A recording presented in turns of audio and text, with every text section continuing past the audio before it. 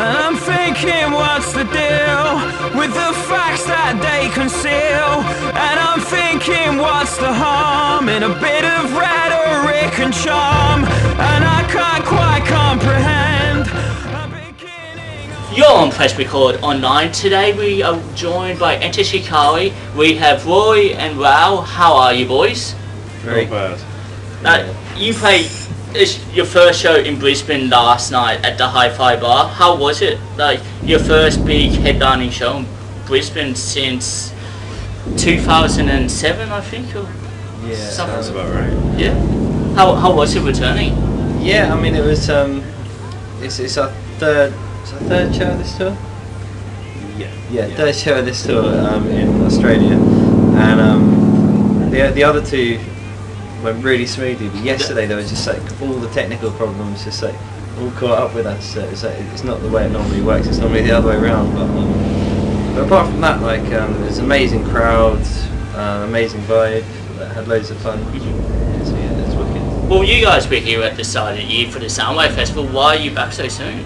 Like, do you just love us that much, or? I remember doing the Soundwave Festival, and after we called our manager straight away and we said like we want to tour Australia again as soon as possible. Like, we want to do our own tour because obviously we've only done that and Big Day Out, and just because it was just so much fun. Like the crowd's really good.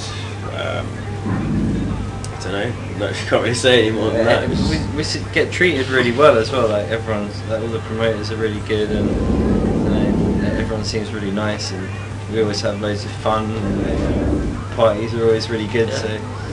Well, I heard some of you boys last night ended up at Beat at like 2 o'clock in the morning. What's known as one of Brisbane's biggest gay clubs. Like, is it always like that for you boys? Like partying every night, just hitting up random nightclubs? I haven't been up once this tour yet, but I mean... You're the sensible one, are you? Well, I don't know. I don't know about that, but I don't know, I guess it just fluctuates. Yeah, last night apparently there was a bar, well there was like a strip club that had like a private room with like $3 grand behind the bar and strippers and everything, but I was just too tired to go. I just ended up just sitting in bed reading my book. Not well at all. Just turn my back. The other guys went though, and we heard them get in right about the time that the hydraulics started going in the hotel downstairs. So nice. They probably haven't got any sleep at all yet. Now on this tour, I noticed you used to doing a few under 18 show. How important is it for you guys to play to a young crowd and to give them the opportunity to come and see you live? Well, that's the thing. We just want to make sure that everyone who wants to see us gets a chance to see us. It's not like we have any real preference about what age group we want our fans to be. We just want to sort of give everyone the opportunity. Yeah. So when you boys were underage, did you used to sneak into clubs and like go to over 18 gigs and stuff just to like get in there to see the music, or do you just wait patiently until you were old enough to go?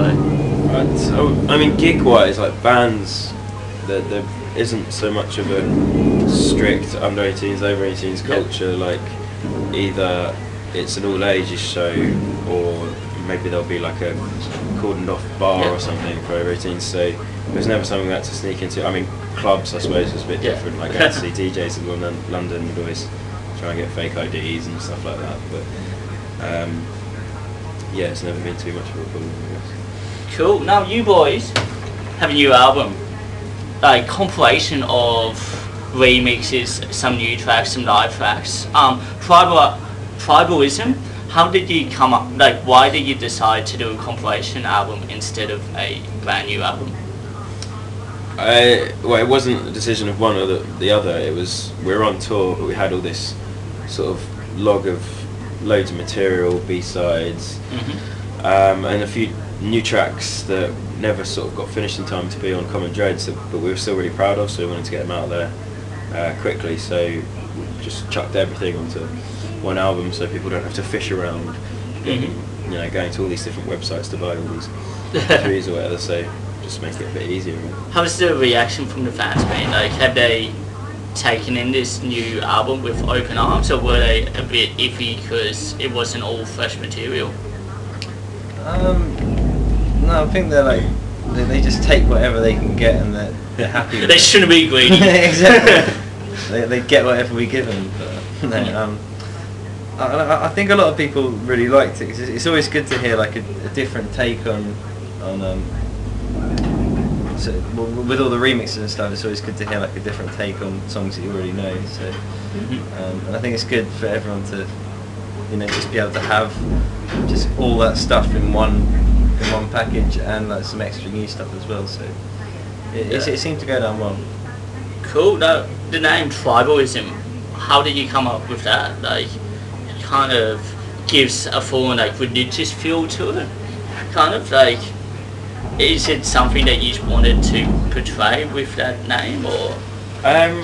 It's basically just obviously the name of the song, and the song's about just exploring different ways that society could be run, and kind of having tribalism compared to, say, capitalism or any other of these isms that we have.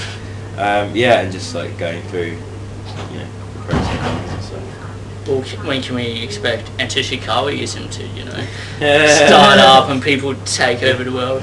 I tried to think what that would be. I'm sure it would be better than capitalism, but I don't know what it would be. Now, back to you, Tommy. This is your third time in Australia, but it's the first time that you guys have just been touring by yourself as a headlining tour. Does it feel a bit more daunting coming to a country so far away from home by yourselves without a big festival to support you? I don't think distance is anything to sort of make it extra daunting. Obviously, everyone speaks English here, so you feel sort of slightly more at home than Czech Republic or something. I don't know.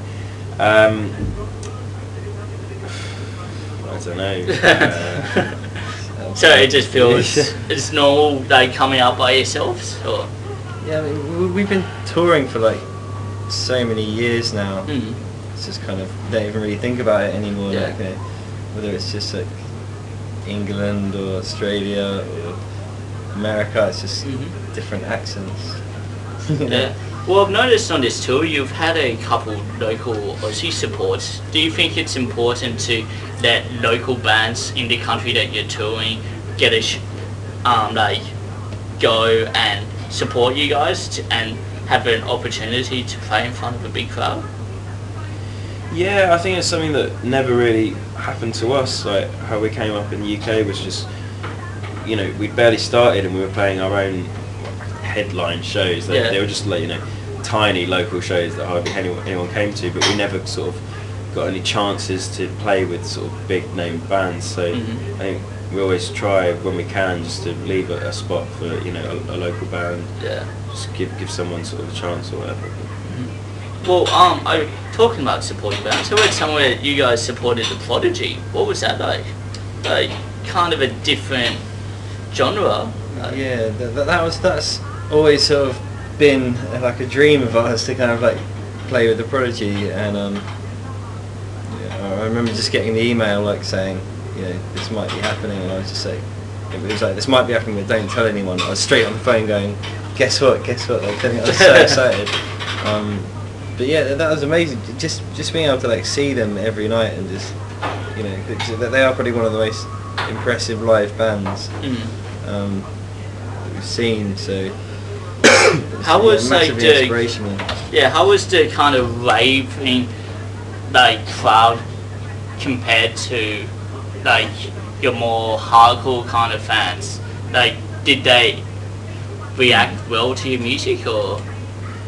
I think we got two things. We either got, obviously we had sort of a small sort of fan base down the front that would be singing the lyrics and stuff, and then past that we get people sort of nodding their heads, I like this, obviously seeing it for the first time, and then you get just the people like this, just trying to work it out, It's alright. Anyway, thank you boys. Thank you very much for talking to us today. And for people at home, their new album Tribalism is out now through Warner Music in Australia. Your been with Kye Ruigrok on Press Record on 9. Cool.